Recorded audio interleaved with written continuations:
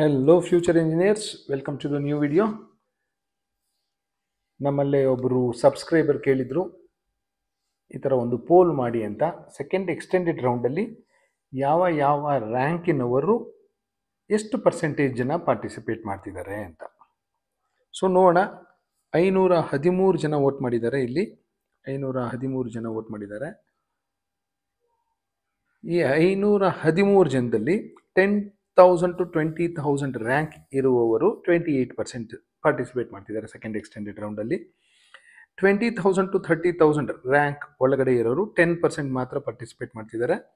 30,000 to 40,000 11%, 40,000 to 50,000 rank ಮಧ್ಯದಲ್ಲಿರೋರು 11%.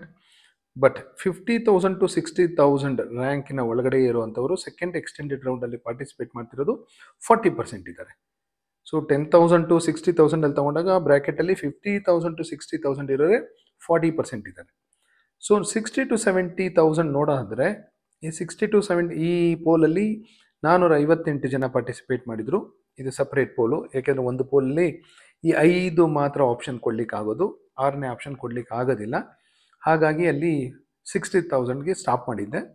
So 60 to 70,000 ಅಲ್ಲಿ 32% of 458 vote ಮಾಡಿರೋದೇ 458 ಜನ. ಅವರಲ್ಲಿ 32%. ಅರ್ಲಿಯರ್ ನೋಡಿ 50 to 60,000 40% ಇದ್ದರು. ನೆಕ್ಸ್ಟು 60,000 to 70,000 32%, 70,000 to 80,000 ರ್ಯಾಂಕ್ ಒಳಗಡೆ ಇರೋರು 12%, 80,000 to 90,000 ಇರೋರು 8%, 90,000 to 1 lakh ಒಳಗಡೆ ಇರೋರು 9% ಮಾತ್ರ ಸೆಕೆಂಡ್ ಎಕ್ಸ್ಟೆಂಡೆಡ್ ರೌಂಡ್ಗೆ ಹೋಗ್ತಿದ್ದಾರೆ. ಇಲ್ಲಿ ವೋಟ್ ಮಾಡಿರೋರಲ್ಲಿ 1,00,000ದಿಂದ 1,10,000 ರ್ಯಾಂಕ್ ಒಳಗಡೆ ಇರೋರು 40% ಇದ್ದಾರೆ. ಸೊ ಈ ಸರ್ವೆಯಲ್ಲಿ ಪಾರ್ಟಿಸಿಪೇಟ್ ಮಾಡಿರೋಂಥ ಸ್ಟೂಡೆಂಟ್ಸಲ್ಲಿ ರ್ಯಾಂಕ್ಸಲ್ಲಿ ತುಂಬ ಜನ ಪಾರ್ಟಿಸಿಪೇಷನ್ ಇರೋದು ಸೆಕೆಂಡ್ ಎಕ್ಸ್ಟೆಂಡೆಡ್ ರೌಂಡಲ್ಲಿ 1,00,000ದಿಂದ 1,10,000 ಒಳಗಡೆ ಇರೋರು, ನೆಕ್ಸ್ಟು 50,000ದಿಂದ 60,000 ಒಳಗಡೆ ಇರೋರು, ನೆಕ್ಸ್ಟು 60,000ದಿಂದ 70,000 ಒಳಗಡೆ ಇರೋರು ಜಾಸ್ತಿ ಇದ್ದಾರೆ. 40%, 40%, 32%.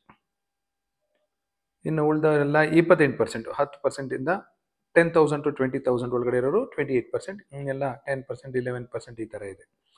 ಸೊ ನೋಡೋಣ ಇನ್ನೂ ಒಂದಷ್ಟು ಜನ ವೋಟ್ ಮಾಡಿದ್ಮೇಲೆ ಏನಾದರೂ ರೇಷಿಯೋ ಚೇಂಜ್ ಆಗ್ಬೋದು ಅಂತ.